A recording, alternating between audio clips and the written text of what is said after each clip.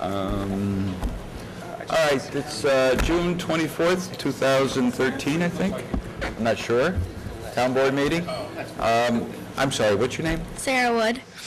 And would you lead us in the Pledge of Allegiance, please? Thank you very much. I pledge allegiance to the flag of the United States of America and to the republic for which it stands, one nation, under God, indivisible, with liberty and justice for all. Thank you, Sarah. Thank you. Let's see, announcements. Town Hall will be closed for business on Thursday, July 4th, in observance of Independence Day. Joe, do you have any announcements? No. Gina? No. I saw that we received word that the Empire State Development Consolidated Funding application is out for regional grants. Is that something we should look at? I don't really know what it funds that could be of use to us, but should we look at it? Or That's the CPF one? Yeah. CFA. CPF, CTW, yeah. Yeah. Exactly. I mean, it seems to be for bigger, economic development. I don't know. I looked at it briefly, and there are pockets of industry in here that Right. it might make Right. sense to do, so Can we refer it to someone? Should we get a grant writer to look at it? Is there anything feasible for us to consider? we could send it to Victor and have him look at it. I'll do that.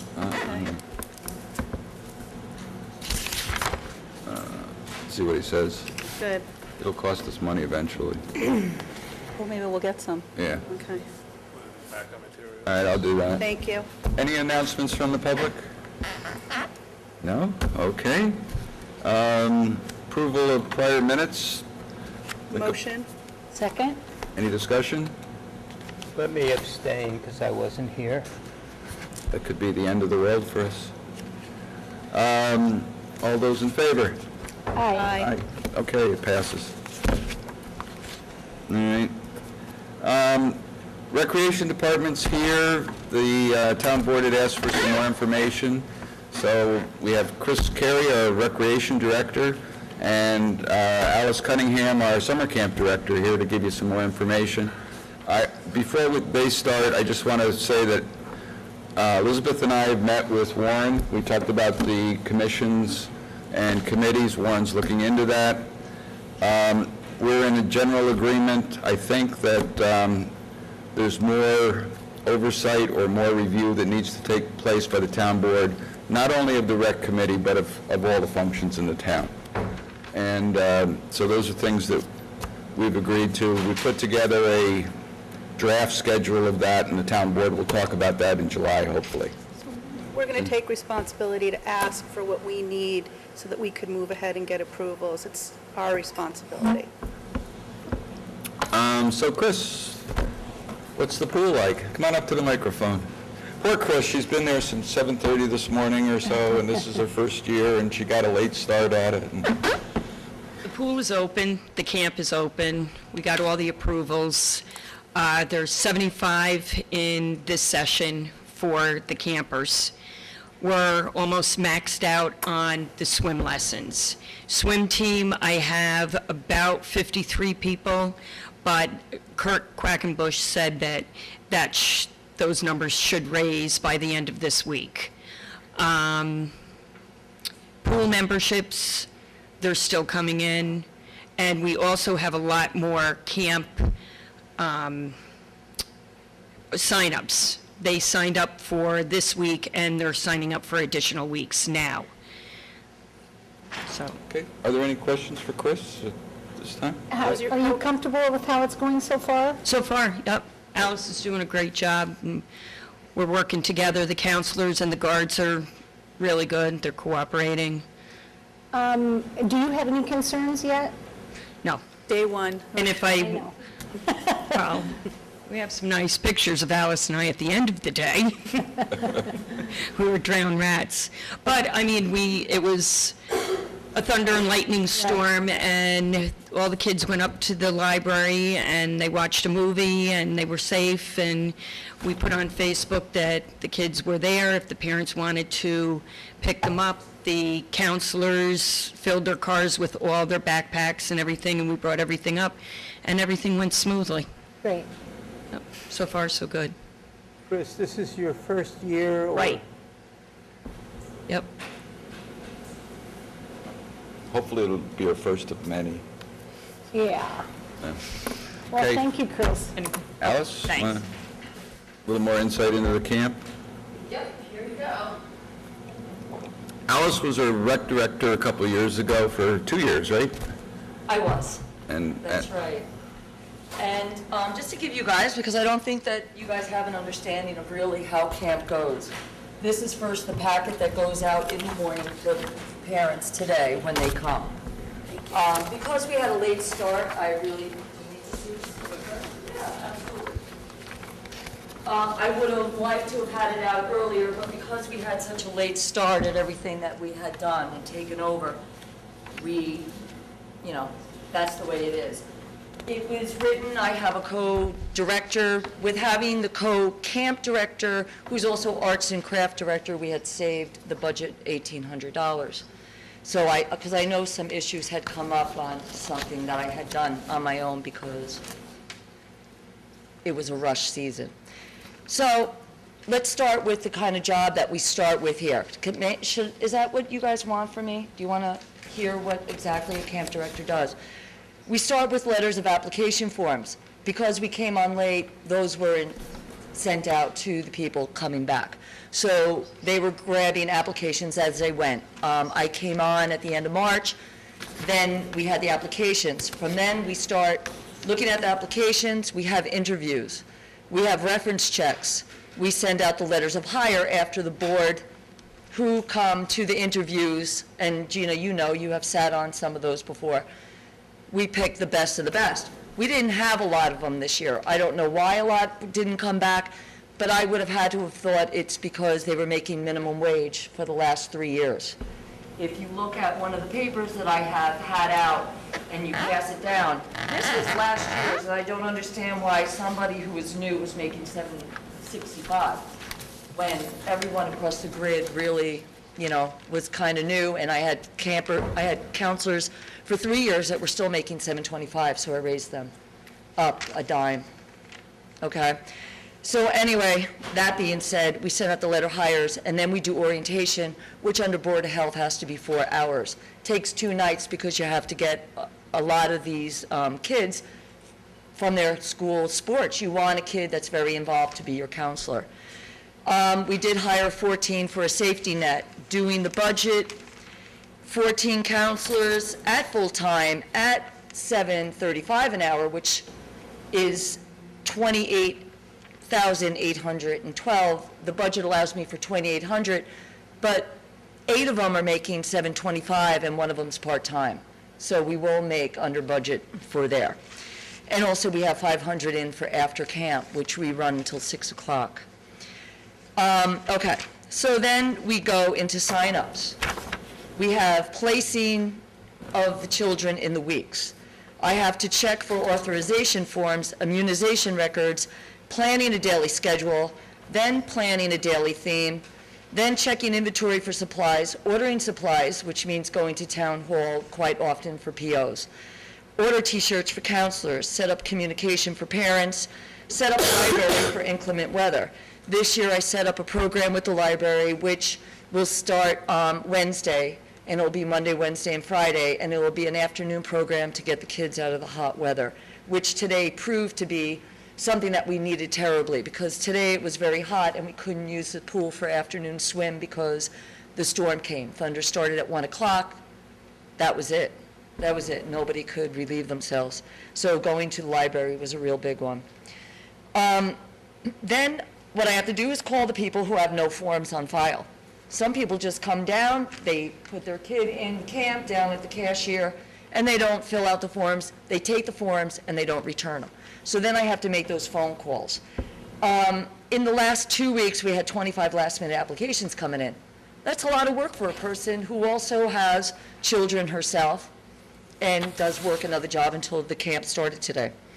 Not that I got fired. I just took a little relief.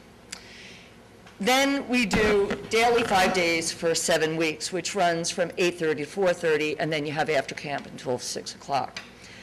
I have to update the forms when I go home. I have so many forms that came in today of last-minute immunizations. I have to do all of that. Work with concession stand, communicate daily plan, and end of day with counselors. Go to board meetings, either this board meeting or our monthly town, Rec committee. Rec, thank you.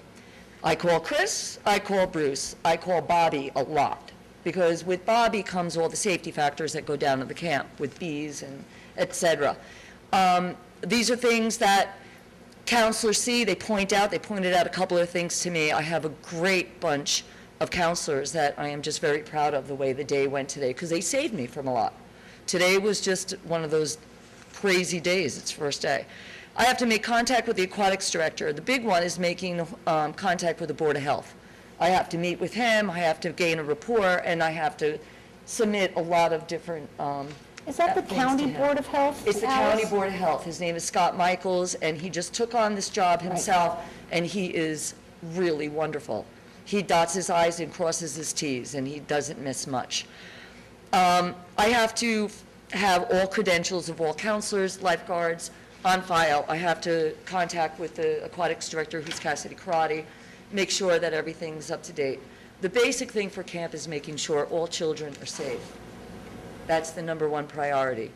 So if you want to know a budget, it costs $58.8 daily for one counselor at $735. It's $294 for a week. It's $2,058 for the season for one counselor. That would be $28,812, but that, like I said, that would be for $735. Most of them are $725. We have saved $1,800 by combining the job. The girl who took on the co-camp director is fantastic. She has done a lot of legwork for me, because obviously, do you think I'm making enough money? Alice, I don't think any of us, well, I shouldn't speak for all of us, but I don't have any problem with counselors that have come back year to year to year getting a raise. And I don't even think that it was a big raise. I'm all for raises in most cases. But it's a question of we have to be the ones doing that as town board. I totally get it. I take full responsibility for raising 5 counselors a dime. Full responsibility. Yeah. Because I did it, I was going to school, working full-time hours at the hospital. Yes? When should you have started? What would have been a better start date? The better start would have gotten the hiring applications out in early to late November. So that way these kids are home. So you did have people 5 on. months, 5 months Yes, and earlier. I don't want to say on public, I don't know who was working, but they should have, the person in charge should have done it. I was chasing Alice, trying to get her to take the job. I know. And it was hard. So hopefully we can, after camp is over, meet to come up with a schedule where next year we're not in this position, and get your recommendations for what we need to pay people to get good people. You're right, and I really feel that good that's why the people. applications came in late. Yeah, then They were looking for other jobs. and these are kids, Rhinebeck kids who are working at Rhinebeck camp. Yeah. So, And we want to keep them. We want Yeah. to keep people coming back. I mean, there's a couple of counselors that I have known from the last time I had taken this job, and they're just fantastic. They're my right arms. And Chris is meeting them now, and they're very good. Kids like having the same counselor too, and seeing their old counselors. Right. I'm just a little disappointed in reading an article in the Observer basically stating that we run 7 days a week and different things that just didn't make sense to me. A lot of things within the article just didn't make sense to me. So if you guys want Chris and I to come back and do board meetings and communicate more directly with you too, but I think our committee is very, very active. They do a lot. There are so many things that people do on the committee that people don't realize. It's big. It's big. Gina, you have sat on the committee. You understand that there's different areas in it. And it's a volunteer job. So, do you guys want anything else from me? This is just the thing I go for all my files, and in case you wanted to know, and that's it. Thank you for coming. I hope you get a good night's rest Yeah. for tomorrow. Thank you, Alice. Just want to jump up to business item approving the summer rec hires while they're here. Chris, don't leave yet, please, just to say. We're just going to bump that up. We're going to go to, it's tab 1 in our book, approving the summer rec hires. It looks like the swim team and a camp counselor. Is there anything exciting about that, or is that? I'm good with it. Are these the same rates? Are they, the swim coach, the head swim team coach and the assistant coaches, are they the same rate as last year and all that kind? Well, Okay. I took exactly what was on last year's budget, and So the rate's the same? they're exactly the same. Okay, and the last counselor is a minimum wage, and is that an additional hire or replacement, or? He's an additional because one of the counselors on the list didn't want the job. Okay, So he's part-time. okay. Now, one thing that Alice didn't talk about is we have some special need kids, and our counselors are not necessarily, they are trained to work They are with not them. trained. And it takes an additional effort from the staff to deal with some of these children. And Alice has been working with one of them's mother to get help for next week and that kind of thing. But it's a learning experience for. How many special needs do we have? We have 2 that parents have approached me with, where they have one-on-ones with the school system. But I said, my counselors are not trained for special needs. If I do have a problem, I'm going to call you, and you're going to have to pick up the child. Our summer rec program can't supply the same things that a school district can. No, and one of them will have one, they're here for this week, they're not here for the second week, but the third, fourth, fifth, and sixth, seventh, she said she has. So far today, the child was wonderful. Great. If the child is directed and spoken to, and the counselors were told this morning, the ones that have. Yeah, okay. I don't want to Yeah, tell we'll do them, that. I don't want to bring attention to that child. And they did a really good job. Great. Okay. So do we have a motion on this? Motion. Second? Any other discussion? All those in favor? Aye. Aye. Aye. Carries. The other one that's quickly is the tab number 9, which is 2 lifeguards getting $1 increase per hour because they've gotten their WSI certification. That's a standard here. We pay an extra $1 when they get that because they can help with swim team or swim lessons and a lot of other things. Motion. Is there a second? Yep. Okay, any discussion? All those in favor? Aye. Aye. Okay, motion carries.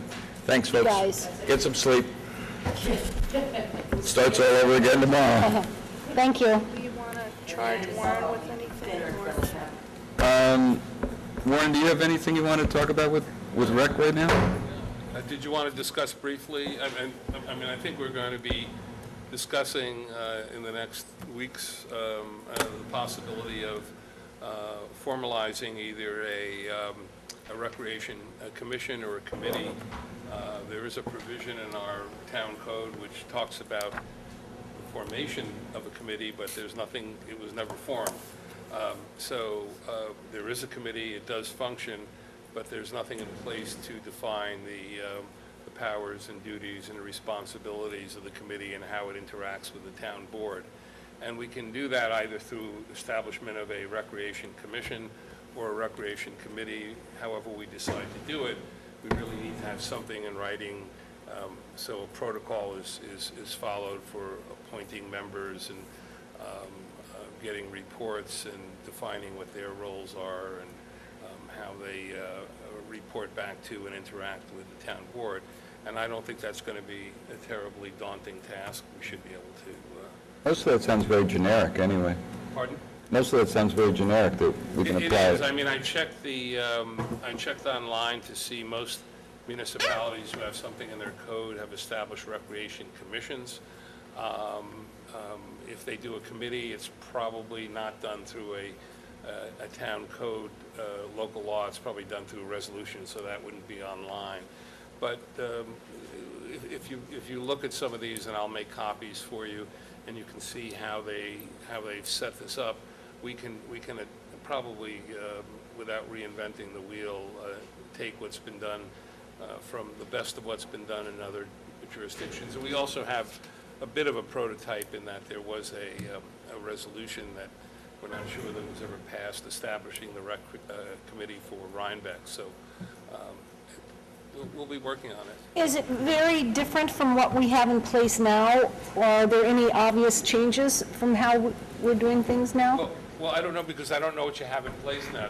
There really is a void in terms of a resolution or local law defining what we have in place. So what we have in place now is just what's been established through custom over the past few years. So probably it's a matter of me getting up to speed as to exactly how the rec committee functions now, and maybe the way they function now is totally appropriate to put into either a rec commission, a local law as part of our code, or a resolution establishing a rec committee. Rec committee is more of an advisory committee, but you still have to establish their duties and functions.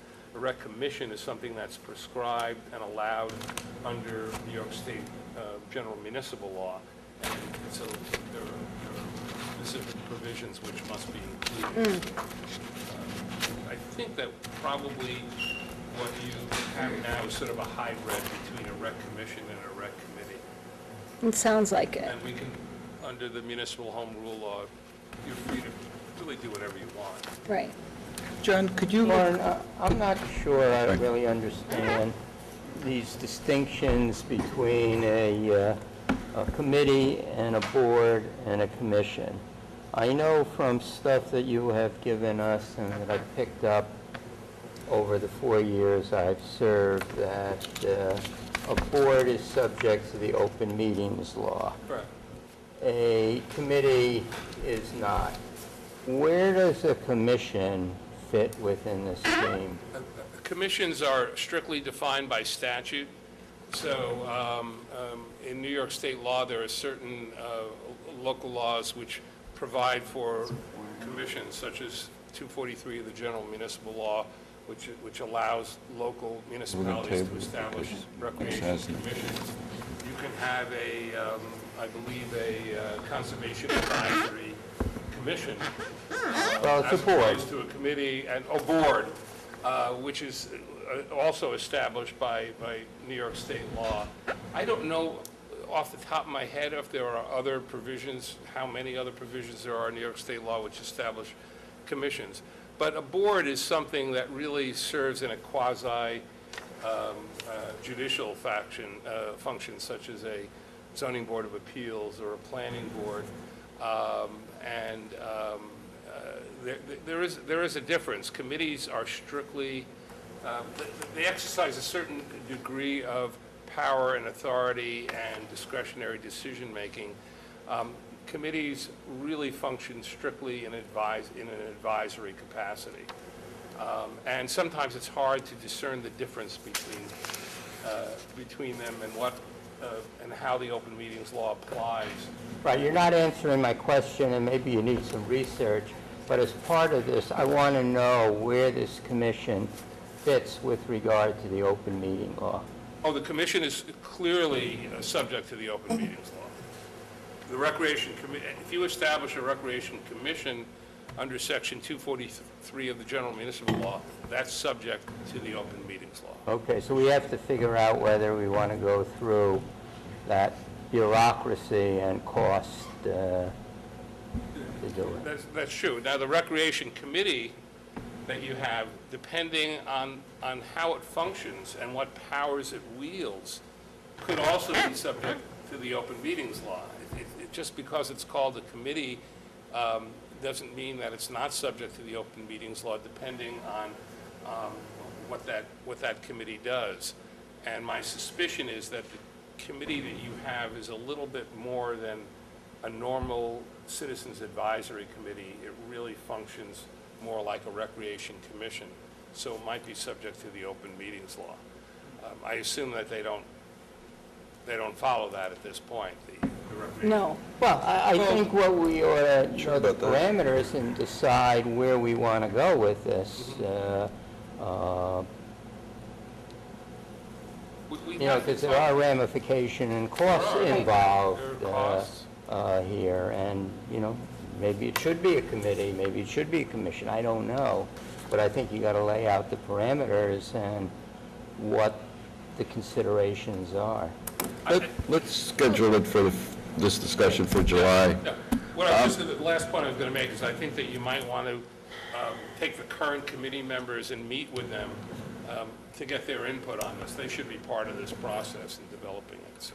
And John, if I give you the date, can you print out or copy the resolution that I've been working from and the committee have been working from? Because I think Joan dug that out for you. yeah, but Warren was saying it was, you know, there's some question about whether it was ever approved or not. We have all that. Yeah, so can we dig that up for Warren, just so he has it? All right, so let's do this.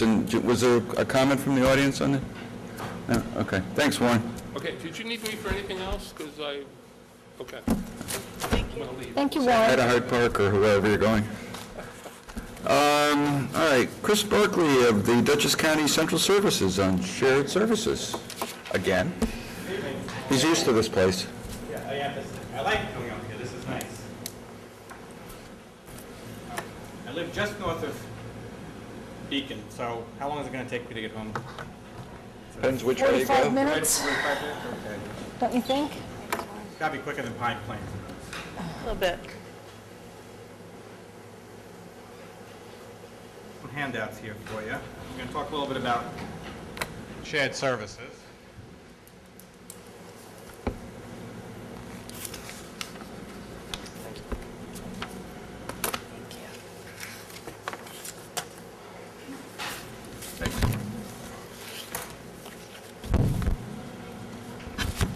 Thank you.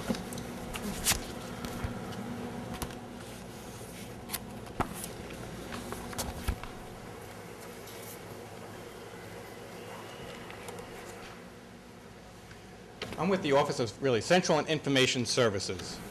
Consists of two parts: the central services, which is those kind of things in the county that you naturally want to have centralized, which is procurement, mail operation, the county's courier service, and those kind of things are centralized. And it's also now, as of last year, and through into the beginning of this year, it was consolidated with the Office of Computer and Information Services. So it was, as the county executive was, what he refers to as right-sizing government, this was actually a very natural fit to combine and consolidate these two divisions.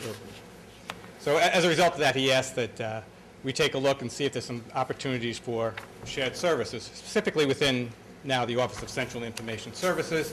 And then down the road, we're going to be meeting with all the other departments and seeing if there are other opportunities for shared services also. So this might not be the last time you see me, for better or worse. So we're not talking about workers' comp tonight. That's going to be another conversation. To Rebecca White. Rebecca White, did she contact you? No. Okay. I think she's on vacation or just got back. She just got back. I spoke to her today, and I Okay. gave you her contact Thank you. information. So we'll she's set going to be up a- reaching out to you and talking to you Thanks, about Chris. workers' comp.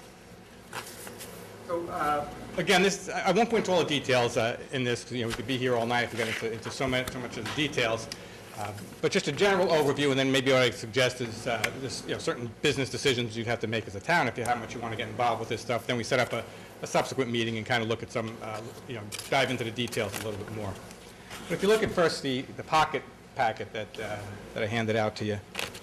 This kind of describes in some more detail some of the services that Central Services has to offer. As you know, we first kind of started out by sending out a mailing to all the towns and villages and the cities, and then we had the meeting with the Association of Supervisors and Mayors, and we were up here with the Northern Dutchess Alliance. And now we're kind of doing what we call the knocking on doors and going to each of the towns and cities, villages individually. So we kind of outlining some services we think we could work together on.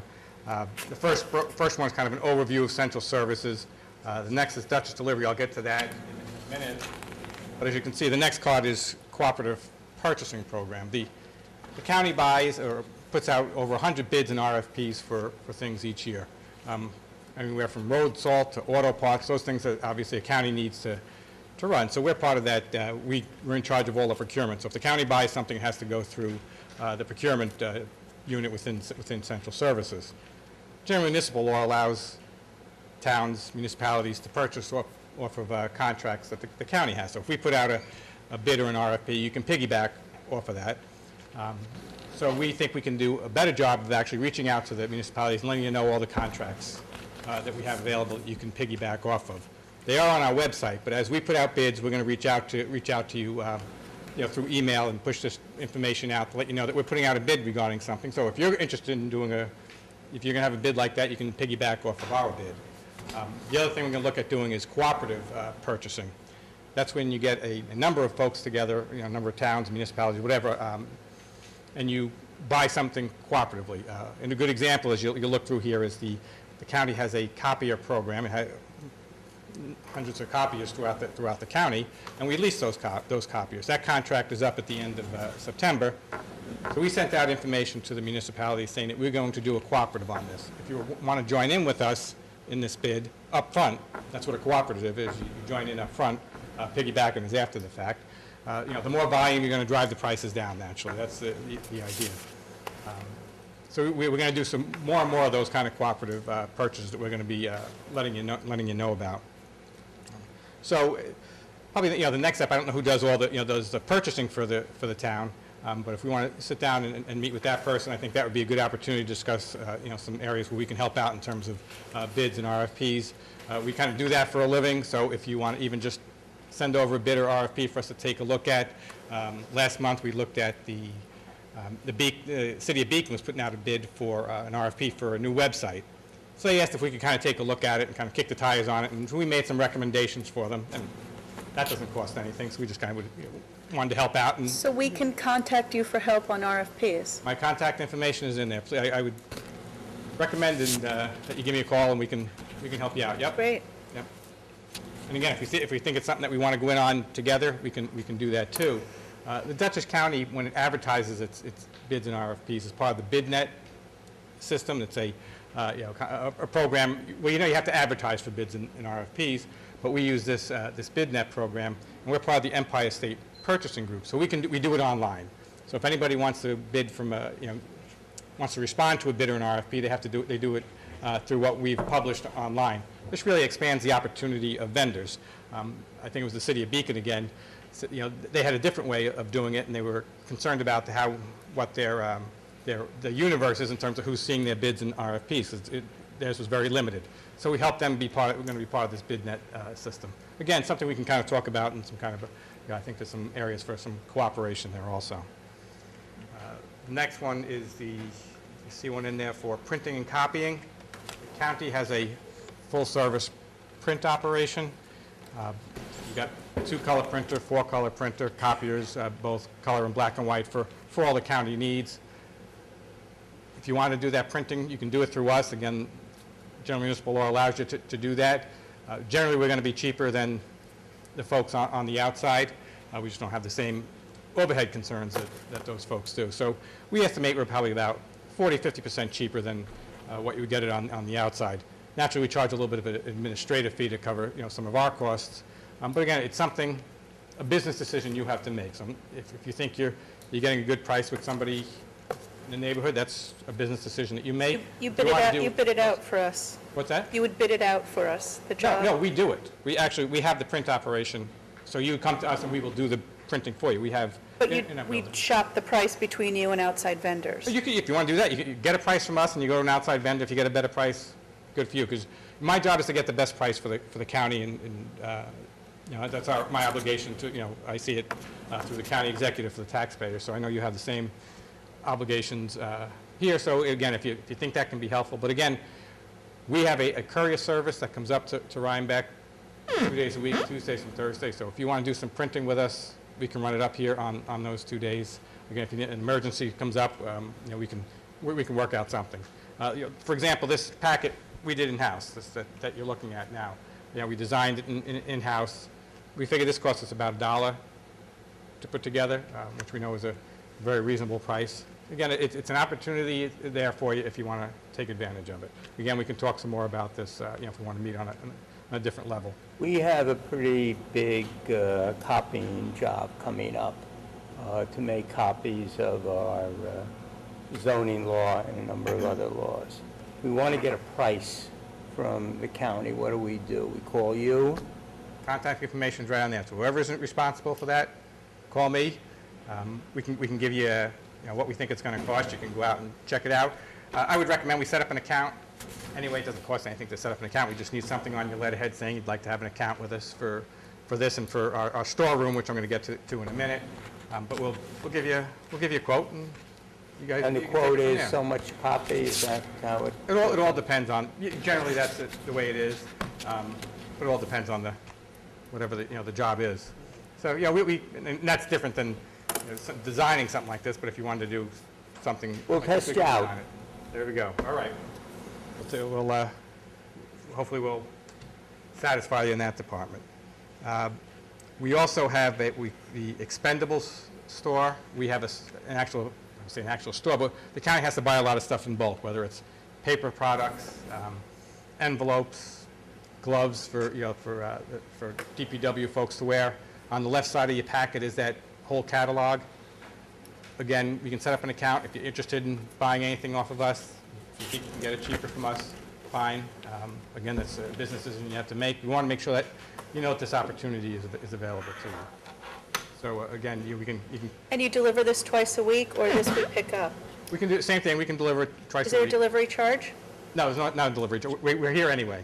So again, it's kind of it doesn't make that much sense. We wouldn't charge anything for that delivery. Again, there's a little add-on again for the price on here to cover our administrative costs for this stuff. But again, folks take a look at it and you can make a decision from there. The county has surplus equipment now and then. We put that on our website. Again, you can take a look at the website or contact us if you think you're going to be buying something, some chairs, desks, file cabinets. We always seem to have some of that available. Again, the law allows us to make that available to you. Generally, if the county is considering something surplus, we're not going to charge for something like that. So, but I mean, if we're looking at a vehicle that the county considers surplus, that's a different story because you can, we put that out to auction. So we would have to have a discussion. Do you have about 2 that. trucks available for the highway department? Let me check my catalog out. I knew I shouldn't say anything about vehicles. Every time I say something about vehicles, somebody wants some kind of vehicle. Contact me and we can let you know what we have available. At any given time, we have vehicles are available. Are these cost centers, like the printing, is it something where you're trying to bring in more revenue with your existing staffing and equipment, and by doing so you help us save money, or is it, are you trying to justify? No, That's a tough word, but are you trying to justify the people that are there? no, the people that are there regardless. So if So it's town not comes out with us, it's you not a know- cost center, it's tax funded. Right, yes, because those folks have to, printing goes up and down. So if we have to print up the budget, we need to have, the people that are there are going to be there. If we need to print up, whether it's rail trail brochures and stuff, those folks are there. So if you give us a call, if it's an emergency, it's an emergency, but if you give us a call and county work is already on the docket, that's going to come first. Okay. But again, then there could be some downtime, boom, we can do something for you. So it's, if the county makes a little bit money on it, fine, but it's not there, we're not doing this as a way to justify people's jobs. jobs and stuff for folks. They're there anyway regardless. And you can look through the, the rest of these to kind of get an idea of some of the other opportunities that we can, the county has available. And I'll leave a couple extras of these here if you want to hand them out to. Did you get one, Kathy? Okay. Should open an account. The other thing I'll talk quickly about is Dutchess Delivery. This brochure that I handed out. Can you just looking at this, an automotive fuel acquisition? Yeah. What is that? If you look on the other side, the county has a number of, we'll call them gas stations throughout the county, at the different parks, at the DPW at their center, at the auto center in the county, and the locations are back there. We buy this kind of fuel off of state contract. So if you, I don't know where the town purchases its fuel from, how it acquires its fuel. We buy it from distributors. Okay, and you get a price and whatever your price is. As you see on those locations on the back, we're saying is if you have town vehicles that you want to, you can come to our facility and fill up on gas, is basically what we're saying. So we'd have to set up an account for you to do that. Generally, the gas is probably about 60 cents cheaper than what you find it on the if you go into the mobile station or something like that. We're not paying tax on it, and plus, the state has already negotiated this low price just based on bulk. So we should investigate whether your price to us is cheaper than the price of the distributor to us. I think that'd be a smart business decision for the town to make or take a look at, for sure. Understanding that you have to go after the risk-free rate of the county. Yeah, right, exactly right. Yes, that's where our site is. Yeah, yep. We don't deliver the gas. I understand. Okay, so it's like It's a question of what the differential is and ought to be looked at. Do you know if you guys do that for the village, Wayne? Any of these? Yeah, for that, but I mean any of these other things? Did you get one of these? I know that the fire departments utilize it, Oh, so it's something that certainly would be beneficial. Right, we met with the village a couple weeks ago and Oh, you did? had the Okay. same, similar kind of meeting with them to go over these items too. And then quickly, the Dutchess Delivery. If you go on the county's website, there's a link on there for Dutchess Delivery. People nowadays expect for things to be pushed out to them as opposed to having to go to the website. It's more and more as technology changes, people expect these information to be pushed out at them. That's what Dutchess Delivery does. Basically, you would sign up, you'd put your email address in and put a password in, and then you would check a number of different boxes on what you would want to have pushed out to you. The county executive's message, health alerts, bids and RFPs. Anytime we put a new bid out, it would be this information gets pushed out via email, or if you have smartphones, it can push it out to those too also. What we'd like to do is we're offering to the towns, and I think Pauling, the town and village, and I think Millbrook, the village, is for you to do what we call a Rhinebeck delivery instead of Dutchess delivery, and it would be here on your website, and then basically you would put items on there that you would want to have pushed out, whether it's a supervisor's newsletter or something like that. But it looks like it's totally yours. It doesn't look like it's the county, so there's not that perception. But it's something for you to kind of take a look at. The last page has the cost in there for that. It's based on population. If you look at it, it's a savings compared if you wanted to do something like this on your own. But again, it's a kind of one of those business. It's one of those things you have to kind of mull over a little bit. And again, we can kind of come back and talk a little bit more detail about how that would work technically for you. But something to think about, because I think the county has about 3,000 people that use this now that have this information pushed out to them. So. Perhaps you may want to mention what the initiation fee is, I think there's a sign-up fee. Yeah, It was $1,000 for a town our Yes, size and yes. $2,000 annual fee. Right, so the initial fee is $1,000 to sign up, and $2,000 the annual fee. If you signed up now, you get the prorated rate, so you wouldn't pay the whole annual fee for that. And we would, if you showed some interest, we would ask whoever from the town board certainly, and whoever kind of does your webmaster is and so on, come to our office, sit down, and we'll kind of have a little workshop on how this I whole thing think would work.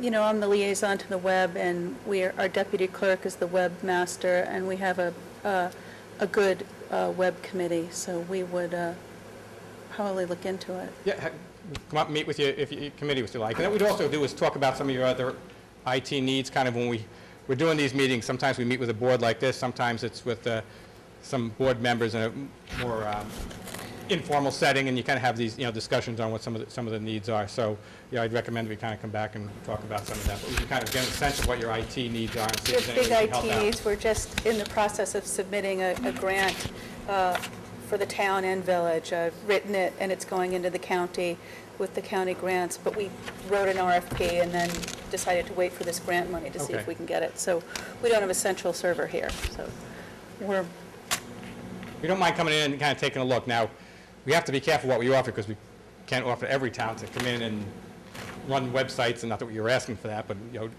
but we can kind of maybe give a little advice, and then we're going to talk internally on how much, in terms of capacity that the county has in terms of how much we can offer. But we can do have an initial meeting and kind of discuss some of your concerns.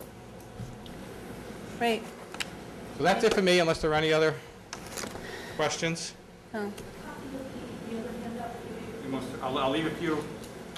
Oh, yeah, I'll give it to you right now. Thank you, Chris. Chris, thank you for coming. You're welcome. There's going to be a lot of other exciting stuff that's worth me sitting through the rest of the meeting? No. Or- No, go. We're just going to talk about the county, because Joel's here. Joel always has very nice things to say about the county. Oh, yeah. Joel, are you quick? Do you want to jump in now? I like to listen. Okay, all right.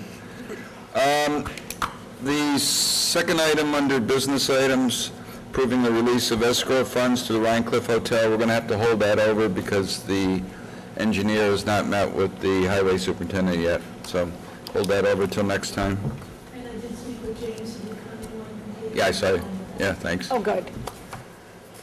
So I'd like to make a motion to approve abstract 6B vouchers V561 to 614 for $40,000.09. Is there a second? Second, Any discussion? I have one question. Okay. There's a $150 charge in here for CAD drawings. For what? For what? CAD drawings for the pool covers, the diving board things. CAD drawing. I'll show you. Which one is it? Nobody had signed off on it when I looked at it today. I'm sorry, what tab is Oh, this? I know what that is. Yeah. That was, Christian did that. Yeah, Nobody knew what it was. right. That's why I didn't approve it. Yeah. I didn't sign it because I didn't know what it was. Who asked for it? We don't know. I don't think it's, I think we should just hold that one That's over. what I Yeah. think we should pull that out, so it's minus that one. Yeah, I thought somebody else might have resolved it. No, there was no signature on the purchase order, so it doesn't look like anyone ordered it, so Okay. So I modify my proposal, whatever it is, my motion to withdraw that one, that piece of it. All those in favor? I'll second that. Okay. Aye. Aye. Aye, okay, thanks. But how are we going to beat this to the ground? John, are you going to speak to Shelley to try to find the history of this, or so we got to... I'll call Shelley and and see have her what the take it out. story is? Okay, then a motion to approve the preliminary capital project 2013 abstract for $3,562. Is there a second? Second. Any discussion on this one? No. All those in favor? Aye. Motion carries.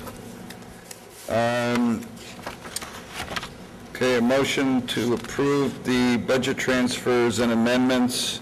It's $134.49 from contingency to fuel oil. Is there a second? Second. Any discussion? No. All those in favor? Aye. Aye. Motion carries. Authorized purchase of 2 replacement trucks for the highway department. I make the motion. Is there a second? Second. Now we got to have a lot of discussion. Oh, no, it's very easy. Thank you, good evening. Yes, I'm here asking for a resolution authorizing the purchase of 2 trucks for the Highway Department. I think everybody knows that the trucks are the backbone of the work that we do, and we can't do it without them. Frames have cracked on 2 of our trucks. One is a 1999 International, and the other is a 1998 International. It's resulted in theirs being taken out of service. So we are down those 2 trucks.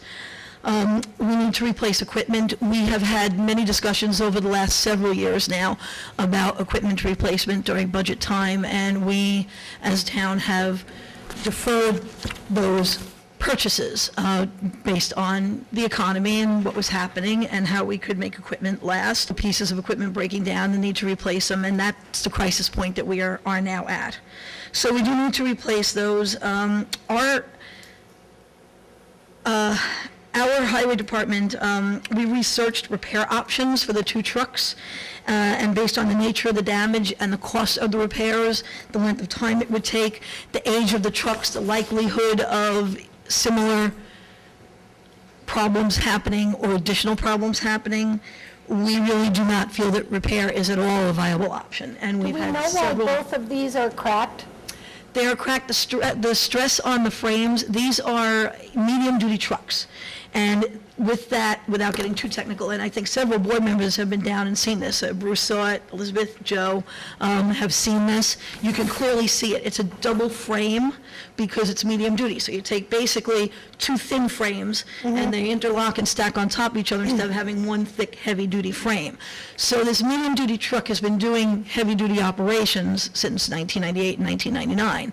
And the stress on that frame, which is all the rail on one side of the truck, has created cracks. Now, even if you had a way of fixing the cracks, you're moving the stress. You know how when you get that, when you take a paper clip and you bend it back and forth, you bend it back and forth, eventually it's going to break. You're moving that stress down that metal so that even if you fix one place, there's no reason it won't crack the next place, the next place.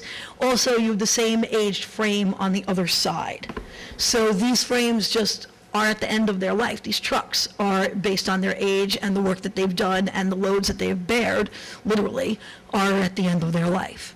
So I think that answered your question. My understanding is basically we bought medium trucks to try to save money, which in retrospect probably a mistake because we need heavy-duty trucks. We did visit Red Hook, their equipment, and they don't have medium-grade trucks. All their trucks are heavy-duty trucks. So I think it's clear that we need heavy-duty trucks. I am recommending that we purchase 2 heavy-duty trucks to replace the 2, and I'm further recommending that one of the 2 new trucks be a dual rear axle, known as a 10-wheeler. All of our fleet currently is 6-wheelers, single rear axle, and we do want to have the increased hauling capacity and also the strength, the four-wheel drive capabilities that a 10-wheeler would provide. I estimate that the 2 trucks, we've looked at them, we've researched them thoroughly. I'm recommending an International for the 6-wheeler truck and a Mack for the 10-wheeler truck. Each of those, we looked at them very carefully, and those are, the 6-wheeler, the International is the cheaper between Mack and International, and in the 10-wheeler capacity, the Mack is the cheaper of the 2. We feel the trucks are comparable. We spec'd them out apples to apples, had multiple meetings with the dealers. That meeting's comprised of myself, Bob Roush, our mechanic, Bob Wyant, our foreman. So we thoroughly researched this. And I do think that the 2 trucks together is going to have a combined cost not to exceed $360,000. These trucks are both available via county contracts that we would piggyback on. They are not available on New York State OGS currently, but we have located county contracts that we can piggyback and buy these, and we think that that gives us very good pricing as well. The costs are substantially contained. We've really worked hard at bringing the cost of each of those trucks down by basically cannibalizing what we can from the trucks that we already have. So basically, on the 6-wheeler, we would not purchase a dump body for that truck. We would instead, we propose transferring the body that's currently on one of the trucks that we're taking out of service, which is in good condition, in spite of its being 15 years old. How much does that save us? What's a dump body cost? 25,000? Right. The 10-wheeler, for example, we can fit with the head plow and the wing plow on the other truck that's coming out of service, so we will not need to replace that. So we've looked at all of the ways to chop the prices down as much as we can. So, Who do we actually order purchase. the trucks from? we order them from International for the International and from Mac for the Mac. And we have local representative dealers that we work with. And you feel confident that you've got them down to the best price you possibly can? Yes, and we've compared the county contracts that are available for us as well on that. And there are two, one's an Oneida County contract, the other is, I believe, Onondaga County. And those are both give us what we need at the best prices that they've done through competitive bidding. So they're big purchases, you know, they are big purchases. So how do we fund it? Well, I'm recommending that we apply basically less than $250,000 of cash that we have and finance the rest. We have some money, CHIPS, Consolidated Highway Improvement Program, went up this year. We had not anticipated that. This is the first time in, I think, 6 years that there's been an increase in CHIPS funds. It benefited all municipalities in New York State, and that was wonderful. There's a small rollover balance that we had from other work we've done the previous year, and the increased amount that we're eligible for that we have not allocated, I am proposing that we use that, which is going to be about, the amount to use would be about $56,400. There's some money I think that we can get, looking at it very carefully, of what we have in stock for sand and salt. The county owes us some sand and salt as well from, they replace in-kind materials for the work that we do, knowing that can come in at the beginning of the season, and keeping some money for some purchase that I think is the bare minimum. We can get between sand and salt another $40,000. There's $27,800 in the current budget year's capital equipment line. There's a capital equipment fund, highway capital equipment fund, that has about $123,000 that we've been saving up now over years. We've been making contributions into that building exactly for this purpose. The total cash that we can amass, and again, that includes that CHIPS money, which, don't forget, we lay out sort of like we're loaning it to ourselves from the fund balance, and it gets reimbursed when it comes in because it's a reimbursement program. So the total cash toward the purchase would be $247,283.12. Don't forget the 12 cents. I'm recommending financing the balance through a municipal lease program. It's similar to a loan, because people hear lease and they think more what they know about leasing a car in their own life. It's more like a traditional financing program. It's called lease to purchase. It's for municipalities. It's not something that other people could go out and make use of. The town owns the asset, the town holds the titles. It's really like a loan, and they're preferred rates. I've researched those options as well, and there's a table in the handout that I've given you, and I apologize that there are not handouts for the public. The copy machine literally jammed as the last one for the board came out of the copy machine. First Niagara, there are three that I looked at. First Niagara, and I've done some research, and I've gotten some other towns that they have worked with some references as well. They do this professionally. They work with municipalities. That's what they do. Basically, we could take a 5-year term. There would be no fees built into that. The interest rate would be 2.986. Now, that's as of this moment in time. That rate is subject to change based on when we actually go close the deal, as anything, but just so you would have numbers to go by. So basically, our annual payment on financing of about $112,700 would be in the neighborhood of $24,600. We would make one annual payment a year. We can actually choose the date for that payment every year as well.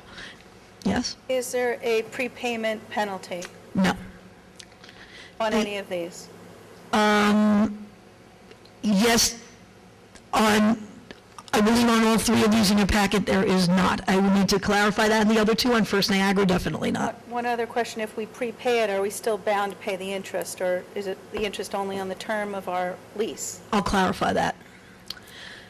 If we went the 5 years, the total interest over 5 years would be $10,295. So basically, you're talking about $2,000 a year. I think that's really taking advantage of all-time lows, interest rate lows. I mean, I think there's really an advantage to that. Leaving money in the fund balance, which in years past we've been concerned about drawing down on fund balance. We want to make sure it is healthy. We want to make sure it stays healthy. I think the timing of this is right because there are two bonds, one is bond, one is ban, that we have in a town that would be expiring in 2015. So to take on new debt that starts in 2014, you'd overlap by a year, and these two would be expiring. So why Rhinebeck has stayed healthy, one of the reasons, one of the many reasons, is that we have such low debt service. Our debt service would still stay low. As I said, it would only be 1 year of overlap. So basically, again, those are cost estimates in the tables in your packet. It's equipment cost times the lease factor. The lease payments are all inclusive. At the lease expiration, the leasee purchases the equipment for $1. That dollar never really changes hands, but it's on the books. And that's it. So it's really a 5-year loan with no risk, no rate risk. We're locked in for the length of it. I think it's a safe, secure way to finance a relatively small balance. And I also think that we should then, we need to start then by using the cash that we've used in that highway equipment fund. We need to start replenishing that because we did delay purchasing for several years now. We have a capital replacement plan. We know what's coming down. Right, so I think what we would do is take any of the equipment that we're divesting, and once we have equipment in that we need, when we're getting rid of that, that money should go into that highway equipment, that capital fund as well. Try to build that back up. Because I do anticipate, again, the last time we replaced a truck in this class was 2006. It's a long time. So, I mean, again, I think it's going to be sooner rather than later that we're going to need yet another truck replacement. We have truck R11, which we spoke about the last 2 budget sessions. We're waiting. It can happen at any time. So we'll see what happens with that one. These 2 are priority because they're out for the count. That's why they need to be replaced. Do we, I thought I had a guarantee on R11 that it's going to last another 3 years. You asked for that 3 years ago, Joe. Ding. Not double or nothing. Yeah, right. we open ourselves up to any liability selling trucks with cracked? We sell our trucks as is.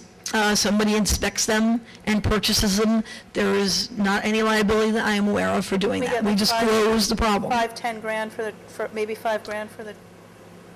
I don't think so.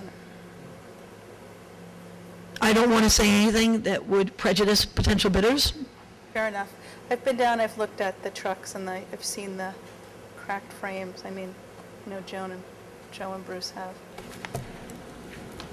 Well, that was a good presentation, Kathy. Yeah, look, Thank you. I've been talking to Kathy about this for months now. I think she's done a thorough job. I don't think it's I think it's a no-brainer. We need the 2 trucks. It's a good idea to get the 10-wheeler because it will satisfy the R11 problem of getting a 4-wheel drive vehicle. I think interest rates are low. They're not going to go any lower, and we should denude our fund balance more, so I think we ought to finance the lesser part of this, so I think we should go ahead. Can we talk, I'm on board with replacing them. I just want to vet with you guys how you feel about the leasing versus, and I don't have our funds balance reports. Does anybody have them on them? I mean, this is I have rough numbers. I was unable to get new balances as of today, but I know when I checked into fund balances. Part-town and the part-town. I have numbers on that from a while back. It's around 535,000 or so in part-town and about 200,000 in part-town highway fund balances. Now, as I said, those numbers were from May. early May, May 2013? correct? So about A little different than the 700. numbers that I have. Well, you have That's such the, a surprise. What? I have 371 in Highway Part-Town. Yeah, but I think somebody's made the suggestion we're going to hit part-town. Yeah, I don't think it's a very good how much is in the suggestion. part town? Part-Town is 616. Joe, the numbers that I gave you, I think were in direct response to a question in real time on which you were involved in that email, and that was in verification with the bookkeeper. So I think that you may be looking at a chart that may not be reflective of this sort of real-time, although it's a month-old, information here. Well, the fund balance shouldn't change during the year. She figures it once a year. These are the numbers I have, and it's dated 3/27. She may have given you different numbers, but whether it's 200 and something or 371, I don't think it makes a difference.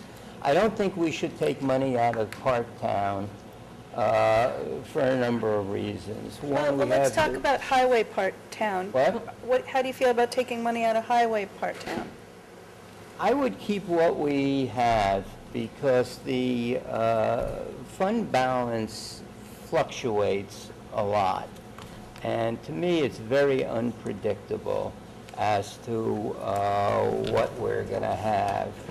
So to drain ourselves of the fund balance, I think, is foolhardy. At the beginning of 2012, we were down to 222,000. I don't know what the budget. Well, I'm sorry, 200, 220, or 371 in the, I'm saying that at least my numbers are at the end of 2012, it was 371. At the end of 2011, it was 222,000. The fund balance has gone up for highway part-town. That's because the CHIPS money went up. These fund balances are very unpredictable. If another truck breaks, then would have to go into the fund balance. To balance the budget, the way we've been balancing budgets is to go into our fund balance. If we take out a substantial amount of money from fund balance, we're not going to be able to balance the budget. We have some unpredictable things here. I think one of the things, Kathy, you're counting on is CHIPS money, and at least what I had understood from your presentation, you're going to borrow money from the fund balance till the CHIPS money comes in. Well, Sort of unofficially yeah, what happens. but you know, you could be wrong on how much we're going to get on CHIPS money. Till I have the money, I'm not positive I'm going to get it. I hope we get what we think we get, but I think that's another reason not to be taking more money out of fund balance. We need a reserve. And I would not touch the part-town fund. I think we got a big unknown here with this asbestos removal. right, well, we're just talking about highway part town, Yeah. I think. Elizabeth, if I could jump in, a couple of things, the advantages to the lease purchasing is that the rate's fixed, and that way there's no risk of the rate increase, which I think is I big. know. Bruce, what do you think? I would probably raise the lease part of it if we could, increase that, Raise the what? increase the amount that we lease, so we have less cash outlay. Would finance more. So Yeah. maybe 160 and take 200 out of, Well, I don't know exactly what it is. I'm concerned about the transfers that are in here. I'm not sure whether that's legal or not, whether they're loans or transfers. The What do you mean, the salt and the... that would be a transfer. Yeah, I know what it says, but I'm not sure that that's legal. based on highway law. Well, I did look into, I believe that is. And we're, Well, I'd like Warren to verify that, because it's the You can check it. I 60,000. don't see why we can't reduce. You don't think we can transfer a salt? allocation that, you're not reducing an allocation, you're using an unused Yeah, balance. well, you're expecting that it'll be Yeah. unused at this point in time. I don't know, I mean, either way, I think we need to leave the fund balance pretty much alone as much as we can. I agree with Joe on that, because I think it's going to be another tough budget. You think we're going to need to float more? Well, I'm worried about it. Yeah. There's a lot of unknowns, and, so I would tend to lean more towards the leasing part of it, pop that up a little bit. How do you feel about that, Kathy? Oh, what? My main concern is getting the trucks. Right. The board has to be very concerned with how you're financing them. I thought that the numbers I proposed here were pretty well thought out in terms of what I thought was expendable cash that didn't hurt us in any way, shape, or form in terms of the fund balance and financing. I don't have any opposition to working these numbers a little bit differently, but basically you started out coming from that you were questioning whether or not you didn't like the idea of I going wanted to lease to- yeah, I purchase. wanted to Bruce is looking at increasing it, so we're coming from different points. I think we can work out those details. As I said, I thought these numbers were very prudent that I supplied. They're open. I think the most important thing is it takes about 6 months. It's not like going and buying, something that's on the lot at Rugies. If it only were that easy, I would love that. It's 6 months from ordering date. So I want to make sure that we get approval tonight to go ahead and order, and then we can go ahead and figure out the final details on. Fair We enough. know we have money. We know we have the money. We know we can make this happen. Bruce, you're proposing maybe leasing 40,000 more so that we're not transferring the salt and sand into this? Where would we put that? Into a capital line?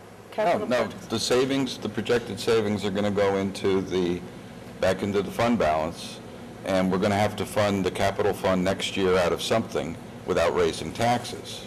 That's what I said. You Right, would want to yeah. put this into the capital fund. Yeah, but through the fund balance in the budget process, not doing it now. I think we ought to have a more intelligent discussion of this after we think about it. I thought Kathy's proposal was fine, and to throw another 40,000, we're just kind of making up numbers as we go.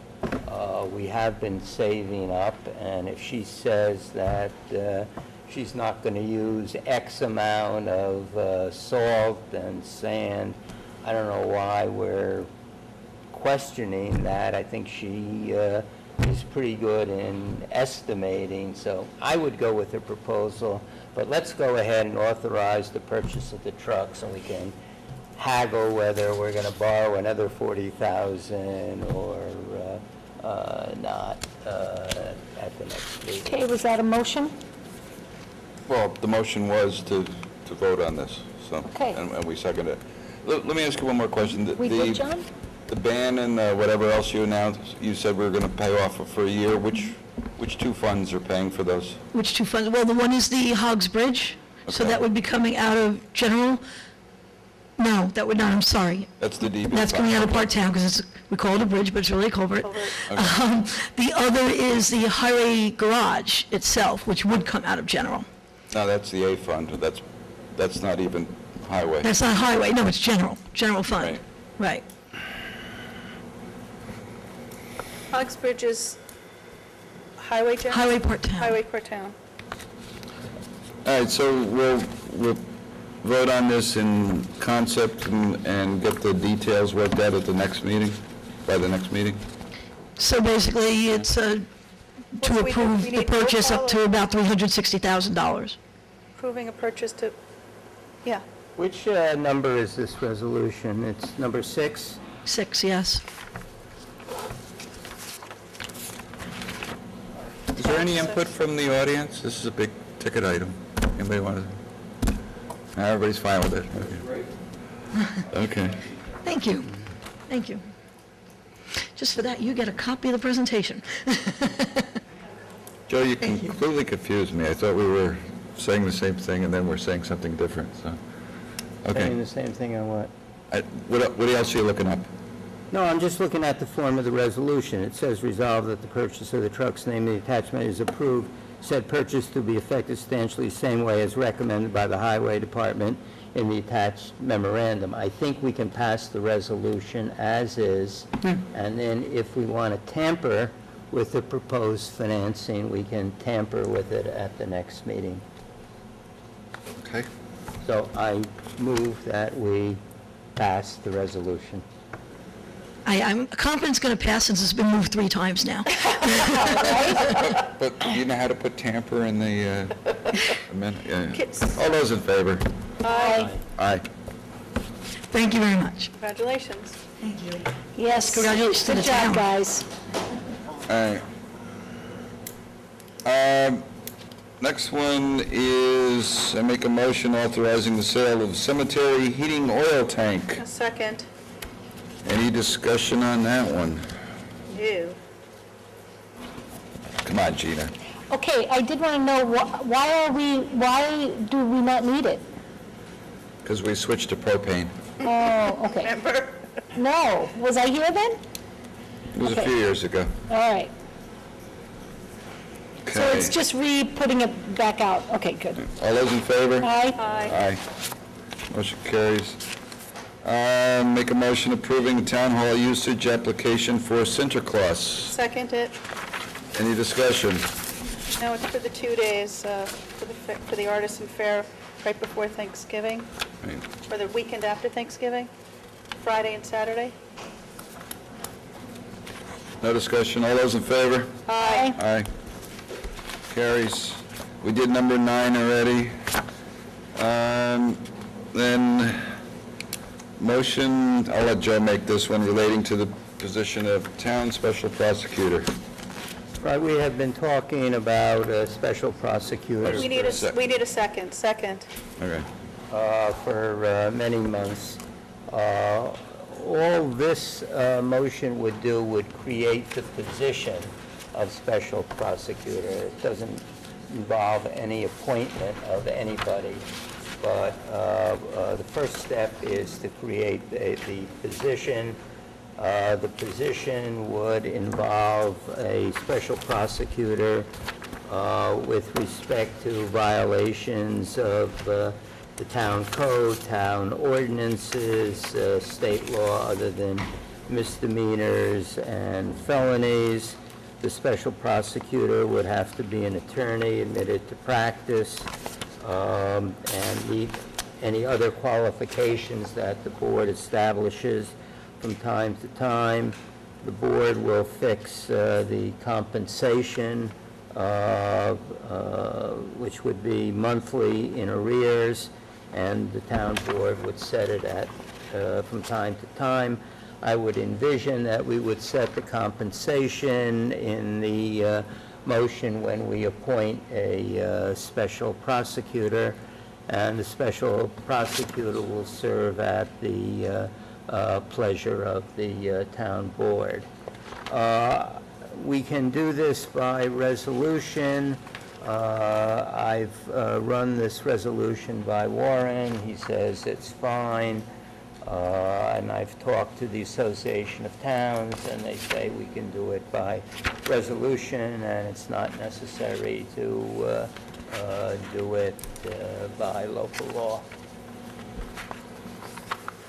So I think we should vote in favor of this. Then we will have a special prosecutor, and then get further input from the town justices as to candidates, and maybe we can move ahead on this.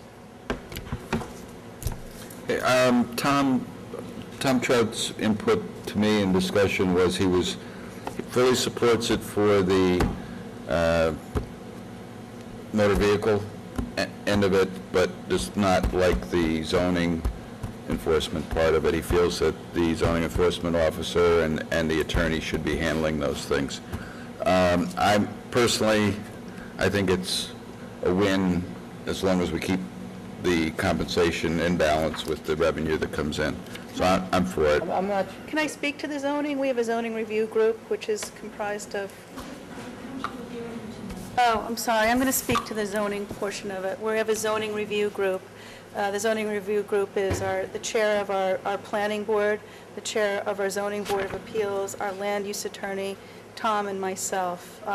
It was a unanimous and enthusiastic recommendation to have a special prosecutor to enforce some of our more chronic cases, and they're all for it. Good. So, anything else? yeah, I need somebody to enforce that which our zoning enforcement officer issues a Of appearance. violation. On the other hand, we have to be very careful that we let our zoning enforcement officer alone, that he is the one who has the power, that any committees do not have the power, no town board member has the power. He is the one who has the power, and he should not be interfered with.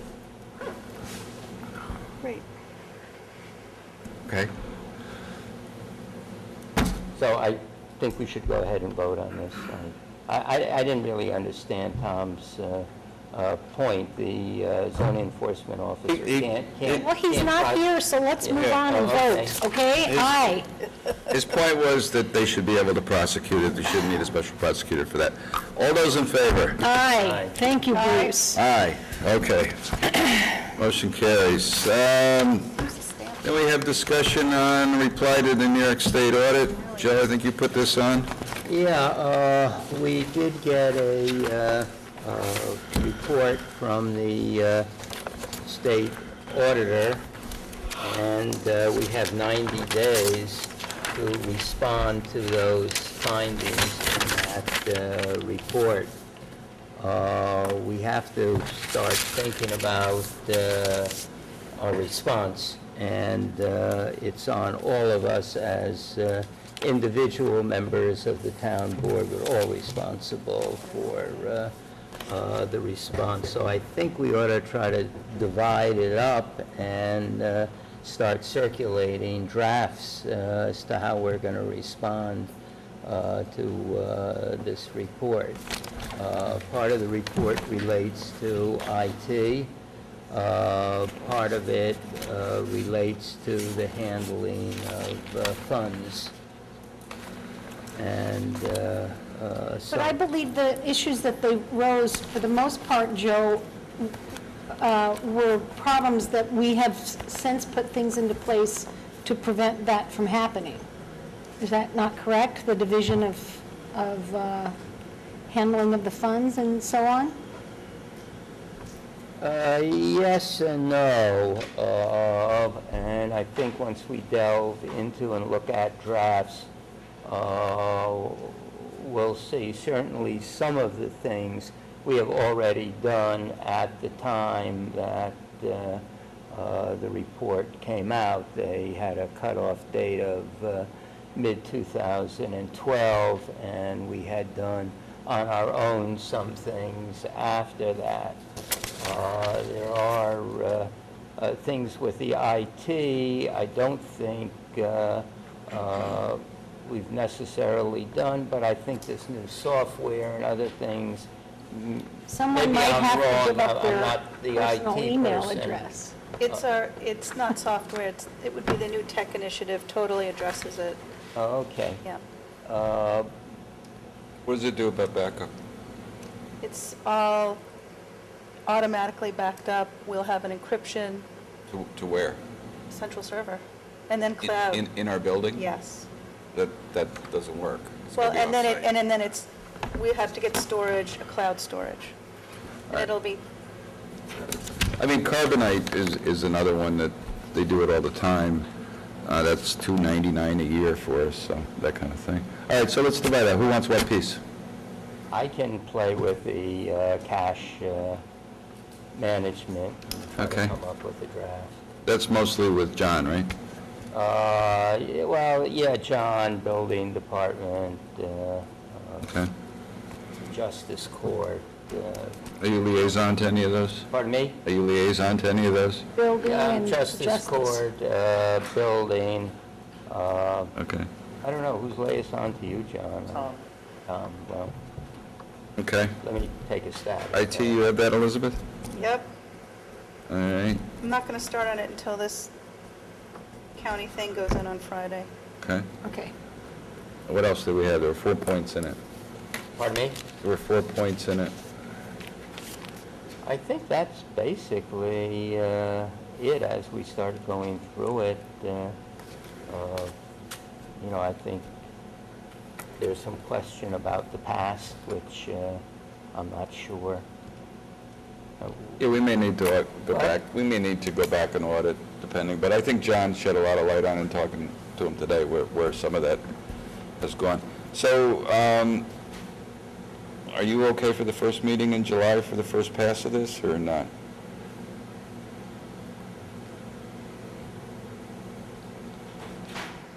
I think so. Okay. Yeah, I think we should try, John, maybe we can figure out when the due date is.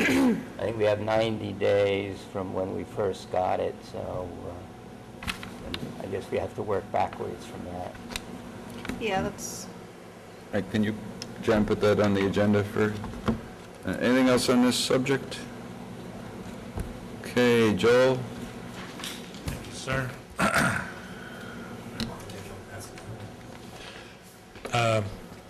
So the first thing is I wanted to invite the 5 of you, anybody here in the room, anybody watching. I'm doing a forum here in this room this Wednesday, the 26th at 5 p.m. Dr. Richard DePass, who is a clinical psychologist, 25 years he spent with the Dutchess County Department of Mental Hygiene. We're doing a forum on what's happened to the county's mental health care system. He had a op-ed piece of Valley Views in the Poughkeepsie Journal back on May 19th, talking about how privatization has really wrecked, he actually used stronger language, the county's mental health care system. He actually put it into writing and talked about on my radio shows about how people who attempt suicide right now in Dutchess County, if you attempt suicide, maybe you're lucky if you get a half hour's worth of treatment about once a month, maybe once every 3 or 4 weeks. That was actually in the Sunday Poughkeepsie Journal back on May 19th. And so I was just like, I haven't sort of stopped being shocked about that. So this Wednesday, the 26th at 5 p.m. here in this room, he and I are co-hosting a forum on this, open forum, taking questions, comments. A couple of Mondays ago, Kirk Imperati, the undersheriff for the county, and Butch Anderson, the sheriff, was, we're talking to a bunch of legislators, talking about how, basically what do you expect is going to happen after Harlem Valley Psychiatric Center closes and Hudson River Psychiatric Center closes. There, all those people are going to end up in our jail. And the Criminal Justice Council report came out recently. 80% of the people in the county jail have mental health or substance abuse issues. I don't know if you saw it, yesterday's Poughkeepsie Journal, there was a piece from Janet Reagan, the former town supervisor of Mena. Anyway, this Wednesday, 5 o'clock, you're all invited. The Northern Dutchess News this last week had a front page article about an initiative I actually got all the Republicans and Democrats to agree to at the June 10th full board meeting. If you go to solarizedmadison.com or solarizednewyork.org, trying to get the planning department to look at a 25% bulk volume discount for municipalities, and I know Rhinebeck has gone gangbusters on solar on the municipal buildings, but for homeowners, for businesses, for municipalities, it's a bulk rate, bulk volume purchase discount on solar. The idea is the planning department, working with volunteers, comes up with criteria, sets up an RFP, and one solar company is chosen, and then people from all over the county flock to get a 20, 25, 30% discount. In Madison County, they went from being in the middle of the pack in New York State to the cheapest place in New York State to install solar. Literally 800% increase in solar installations in 1 year in Madison County. It's incredible. It's crazy. That's why all the Republicans, all 25 of us voted unanimously for this June 10th. Again, go to solarizedmadison.com. Now, just because the resolution passed unanimously, doesn't mean it's necessarily going to happen. So the reason why I'm talking about it publicly is so we all know that it happened, so in the legislature, so hopefully our county government's going to actually make it happen. There were a number of us who voted no to the recent sales tax agreement. There have been elected officials, municipal officials from both parties who have expressed to me real disgruntlement with the process. It's been openly shared with me that the Dutchess County Association of Supervisors and Mayors was pulled in at the very last minute just for sort of de facto quote-unquote input. And so don't kill me. The reason why I voted against it, because I did not want to give sort of my stamp of approval to a $4.5, basically codifying a $4.5 million cut in county sales tax revenue sharing. So that's why I voted the way I did. We passed a resolution. Articulate statement during the either the full board meeting or the Budget, Finance, and Personnel Committee. You're correct. Being a curmudgeonly, stubborn, whatever. But she after making a very strong statement, she did vote the other way. Well, you followed our resolution, good. So you guys voted for a resolution to approve the agreement? No? No. No, Okay. we were the first town to pass a resolution. Right, that's why I voted the way I did. And I brought that up. Here. And I brought that up during the meeting, that the town of Rhinebeck was, I wasn't sure if you were the first, but I said it was one of the first. One of the first. Right. Okay, I know everybody wants to go home. I'll be quick. This coming Monday, July 1st at 5:30, I'm doing a forum on the jail issue. There was a robocall that went around. No matter how you feel about this issue, I invite you all to come next Monday, 5:30 p.m., July 1st, right here in this room. Hear me out, and also I'm willing to talk with, listen to, debate anybody. The other side, whatever. So that's Monday, July 1st, 5:30 p.m. The county comptroller, Jim Coughlin, he came up to me, lives in Rhinecliff, of course, came up to me at the Memorial Day parade, and he's like, Joel, what are you going to do about this $1.2 million bond to expand the county jail? At that point, I did not even know it was going to be that big. He was outraged at the size of it. $1.2 million. To design a new criminal justice The study, facility. that's for the study. It's really, I know that's what the media is reporting. It's really to design a new criminal justice facility. There's already been $50,000 spent of state taxpayer dollars on the Richie Green study, which is just a validation of the Criminal Justice Council report. And I know everybody wants to get out of here. I'm going to do my little Joseph McCarthy imitation. This is the Richie Green report. You can find it online on the Poughkeepsie Journal website. The reason why I'm holding it up is because the former county comptroller, Diane Jablonski, had a letter to the editor in the paper June 10th. Like I said yesterday, Janet Regan, the former town supervisor of Armenia. There's a lot of things in this report. This report is calling for jail expansion, but it also points out there's 20 teenagers in the county jail. There's 50 mentally ill in the county jail. There's 50 women in the county jail. That's 120 right there. Separate housing options are needed, a 24-hour mental health drop-in crisis center. There's a lot of things that if we actually followed all the recommendations here, we wouldn't need to spend $200 million on a new criminal justice facility. So that's about it. The front page of today's Poughkeepsie Journal has a piece about $15 million contract for this company that even the state basically held liable and responsible for a couple suicides recently in the county jail. I sent a letter to the other 24 county legislators today saying, why can't we have a public hearing about this? Also, Dutchess Community College, Dutchess United Educators, Joe Norton, who's been involved with the Stanford Town Board, he came before the county legislature recently and shared some really amazing facts that the media is not getting out there. So we're calling for a public hearing on that and what's going on in the Department of Mental Hygiene. That's it. I'm at 876-2488, 453-2105. Happy summer. Thank you, Joel. Joe, do you want to make the motion and explain why we're going into executive session?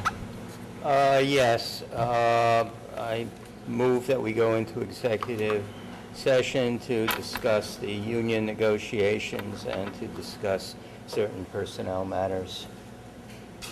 Is there a second? A second. Second. Are we taking any action that requires the... I don't think so. You may leave. Okay. Thank you. We're going into executive.